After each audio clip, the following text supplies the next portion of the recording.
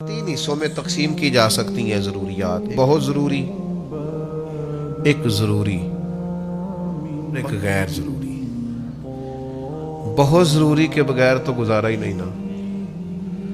وقت کا کھانا چاہیے، رہنے کو گھر چاہیے، انسان بیمار ہے تو اسے دوائی چاہیے، یہ بہت ضروری چیزیں۔ اور چیزیں صرف ضروری ہوتی ہیں، بہت ضروری نہیں ہوتی۔ مثلاً عید آ گئی تو نئے کپڑے چاہیے، شادی آ گئی تو نیا لباس چاہیے۔ یہ ضروری ہوتا ہے پر بہت ضروری نہیں ہوتا۔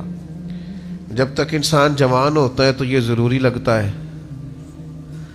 اور تھوڑے بال سفید ہونے لگتے ہیں تو پھر یہ ضروری محسوس کہنے تو بچیاں نے لیلا میرے نوے ہی نے۔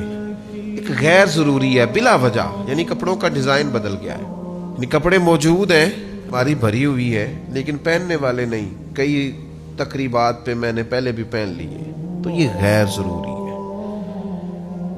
غیر ضروری سے بچنا بڑا ضروری ہے۔ ہمارا دین یہ کہتا ہے کہ خواہشات قیامت میں پوری کرنا۔